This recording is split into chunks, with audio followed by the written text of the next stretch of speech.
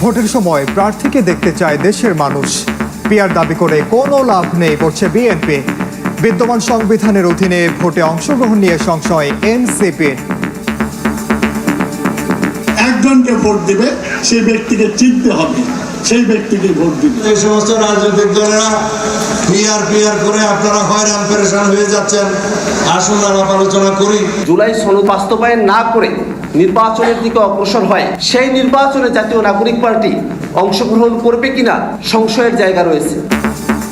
সংবিধানে না থাকায় পিআর পদ্ধতি নিয়ে কিছু করার নেই কমিশনের, জানালেন সিইসি। নির্বাচন নিয়ে সরকার থেকে চাপ এলে ছাড়বেন পদ, কোনো ষড়যন্ত্রে বানচাল হবে না ভোট।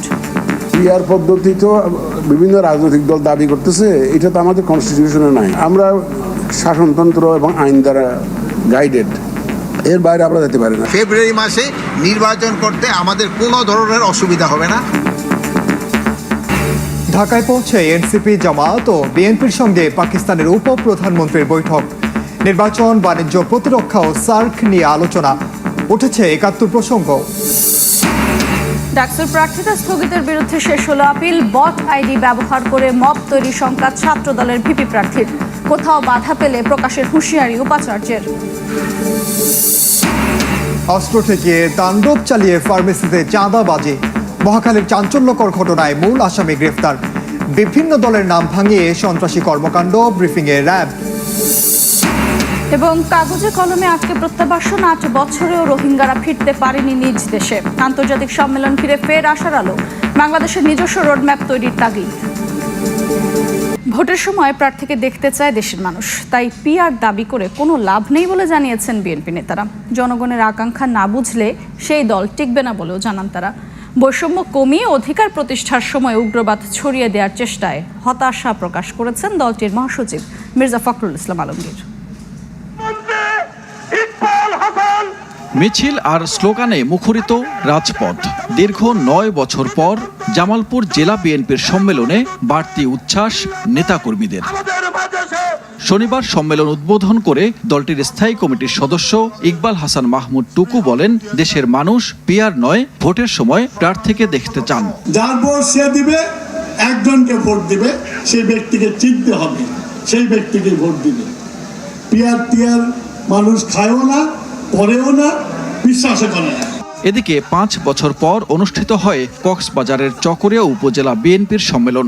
বক্তব্যে দলটির স্থায়ী কমিটির সদস্য সালাহউদ্দিন আহমেদ বলেন, পিআর পদ্ধতির দাবি করে কোনো লাভ নেই। সুষ্ঠু নির্বাচন করতে সব দলকে আলোচনায় বসার আহ্বান জানান তিনি। যে সমস্ত ভাইয়েরা, যে সমস্ত রাজনৈতিক দলেরা পিআর করে আপনারা হয়রান পেরেশান হয়ে যাচ্ছেন, আসুন আলাপ আলোচনা করি।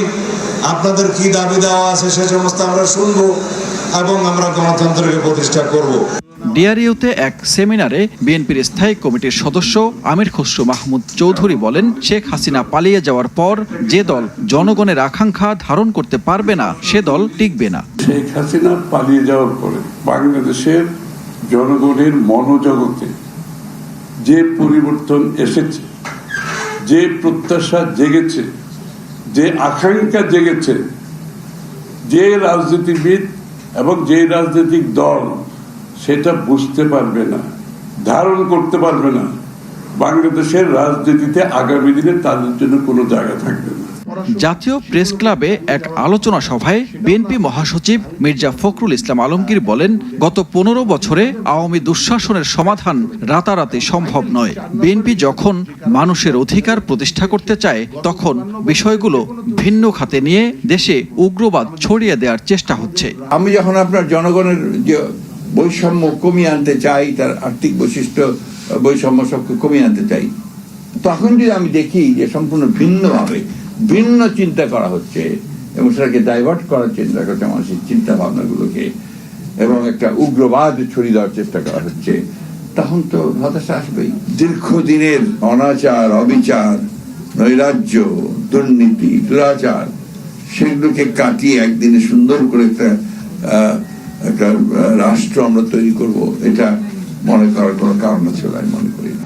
ব্রাহ্মণবাড়িয়া শহরে বিএনপির জনসভায় সিনিয়র যুগ্ম মহাসচিব রুহুল কবির রিজভী বলেন, কোনো চাঁদাবাজ, টেন্ডারবাজ বিএনপির সদস্য হতে পারে না।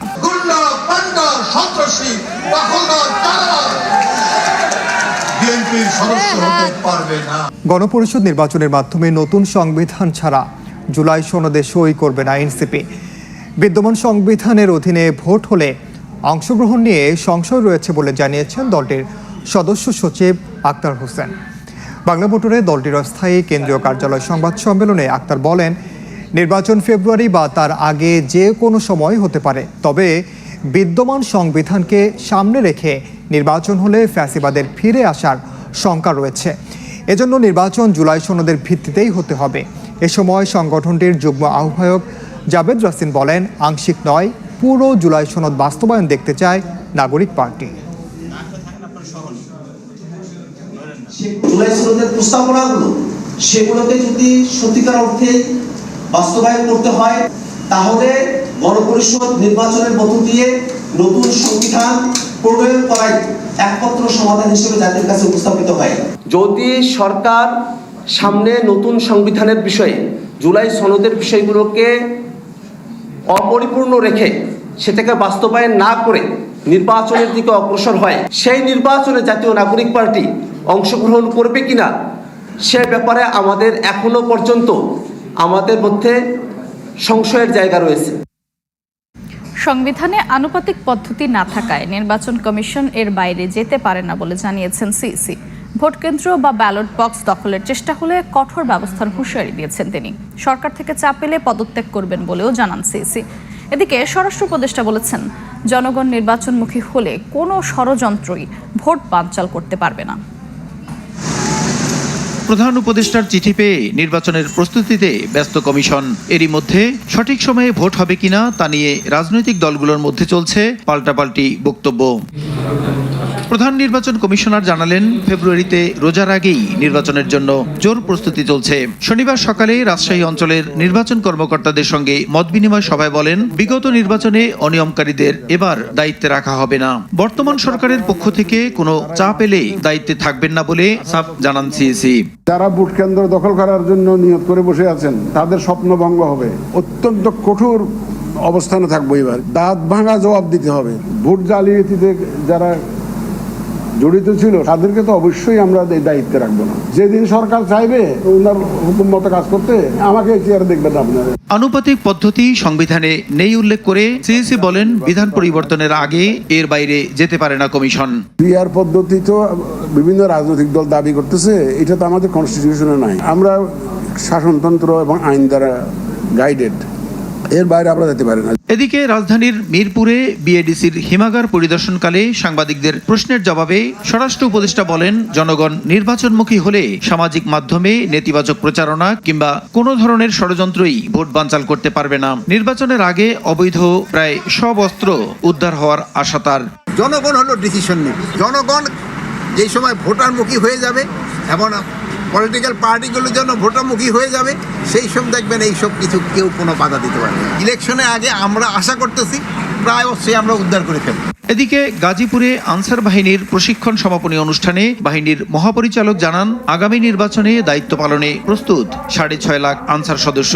6.5 লক্ষ আমাদের সদস্য পুরো সারা দেশব্যাপী নির্বাচনে মোতায়েনে থাকবে। শক্তিশালী সুবৃহৎ বাহিনী, যেটা কিনা প্রতিটা ভোট কেন্দ্রের নিরাপত্তায় মৌলিক কাজগুলো করবে। নিয়মিত প্রশিক্ষণের মাধ্যমে আনসার বাহিনীকে আরও দক্ষ করা হচ্ছে বলেও জানান মহাপরিচালক। ডাকসু নির্বাচন ঘিরে শিক্ষার্থীদের সঙ্গে কুশল বিনিময়ে ব্যস্ত বিভিন্ন প্যানেলের প্রার্থীরা। ছাত্রদল সমর্থিত ভিপি প্রার্থীর সংখ্যা বট আইডি দিয়ে সামাজিক মাধ্যমে প্রোপাগান্ডা চালিয়ে মব তৈরি করা হতে পারে, আচরণবিধি লঙ্ঘনের অভিযোগ করেছে ছাত্র শিবির প্যানেল। ভোট নিয়ে শঙ্কা জানান ডাকসু ফর চেঞ্জ প্যানেলের ভিপি প্রার্থী বেনিয়ামিন মোল্লা। বিশৃঙ্খলা সৃষ্টি করলে মাঠ ছেড়ে দেওয়ার ঘোষণা দিয়ে উপাচার্য বলেন, বাধা এলে সবকিছু প্রকাশ করে দেয়া হবে। ঢাকা বিশ্ববিদ্যালয় কেন্দ্রীয় ছাত্র সংসদ ডাকসু নির্বাচনকে সামনে রেখে শিক্ষার্থীদের সঙ্গে কুশল বিনিময়ে ক্যাম্পাস জুড়ে সরব প্রার্থীরা। শনিবার দুপুরে অমর একুশে হলে কুশল বিনিময় করেন ছাত্রদল সমর্থিত ভিপি প্রার্থী আবিদুল ইসলাম খান। সার্বিক পরিস্থিতি নিয়ে সন্তোষ জানালেও বট আইডি দিয়ে প্রোপাগান্ডার কারণে মব তৈরির শঙ্কা তার। অনেক বট আইডি দিয়ে বিভিন্ন বক্তব্য কাট করে বিভিন্ন জায়গা থেকে নিয়ে প্রার্থীদের বিরুদ্ধে যেভাবে অপপ্রচারে লিপ্ত হচ্ছে, রাজনৈতিকভাবে মোকাবেলা করতে ব্যর্থ হয়ে এভাবে যদি চলতে থাকে লেভেল প্লেইং ফিল্ড ক্ষুণ্ণ অলরেডি হচ্ছে, সামনেও হতেই থাকবে। বিকালে কেন্দ্রীয় গ্রন্থাগারের সামনে কুশল বিনিময় করেন ছাত্র শিবির সমর্থিত ঐক্যবদ্ধ শিক্ষার্থী জোটের ভিপি প্রার্থী সাদিক কায়েম ও জিএস পদপ্রার্থী SM ফরহাদ সহ প্যানেলের অন্য সদস্যরা। এ সময় আচরণবিধি লঙ্ঘনের অভিযোগ করেন তারা ক্রমাগত আমাদের বিরুদ্ধে প্রপাগান্ডা করছে, আমাদের বোনদের বিরুদ্ধে সাইবার বুলিং করছে। আমরা সবাইকে আহ্বান করছি, আসেন এই ধরনের কাদা ছড়ি আমরা বন্ধ করি। আমরা যারা প্রার্থীরা আছি, আমরা যদি এভাবে আচরণবিধি লঙ্ঘন করি তাহলে এর মাধ্যমে আমাদের নির্বাচনের যে উৎসবমুখর পরিবেশ তৈরি হয়েছে সেখানে একটা আচরণবিধি লঙ্ঘন হচ্ছে এবং এর মাধ্যমে শিক্ষার্থীরা এই ধরনের আচরণকে তারা পছন্দ করছে না। মধুর ক্যান্টিনে সংবাদ সম্মেলনে নির্বাচন নিয়ে শঙ্কা জানান ডাকসু ফর চেঞ্জ প্যানেলের ভিপি পদপ্রার্থী বেনিয়ামিন মোল্লা। কিছু সংকট জিয়ে রাখলাম, তোমরা এগুলো নিয়ে চিল্লাচিল্লি করবা, আন্দোলন করবা, মারামারি করবা, আর আমরা বলবো যে এই পরিস্থিতিতে ডাকসু নির্বাচন দেওয়া যাচ্ছে না, ডাকসু নির্বাচন কিছুদিন পিছিয়ে দিতে হবে, অথবা সংঘাত সহিংসতা শুরু হয়ে গেলে তাহলে ডাকসু নির্বাচন এখন এই মুহূর্তে সম্ভব না। ডাকসু নির্বাচন ঘিরে বিশৃঙ্খলা সৃষ্টি করলে মাঠ ছেড়ে দেওয়ার ঘোষণা দিয়েছেন উপাচার্য। বাধা এলে সবকিছু প্রকাশ করে দেয়া হবে। এই আয়োজনে সবাই যতক্ষণ আমার হাত ধরে থাকবেন ততক্ষণ আমি মাঠে থাকব। যেখানে আমার হাত ছেড়ে দেবেন আমি পরিষ্কার আপনাদেরকে ডেকে বলে দেব যে এই জায়গাতে আমার বাধা হচ্ছে। শনিবার পর্যন্ত 34 জন প্রার্থী তাদের প্রার্থিতা ফিরে পেতে আপিল করেছেন। ডাকসু ও হল সংসদের ভোট হবে আগামী 9 সেপ্টেম্বর। শিরোনামে জানাচ্ছিলাম 3 দিনের সফরে ঢাকায় পাকিস্তানের উপপ্রধানমন্ত্রী ও পররাষ্ট্রমন্ত্রী ইসহাক দার। প্রথম দিন বৈঠক করেন বিএনপি, জামায়াত ও এনসিপি নেতাদের সাথে। এই সময় দীর্ঘদিন দুদেশের থমকে থাকা সম্পর্ক এগিয়ে নিতে আলোচনা হয়। কাল প্রধান উপদেষ্টা ও পররাষ্ট্র উপদেষ্টার সাথে বৈঠক করবেন ইসহাক দার।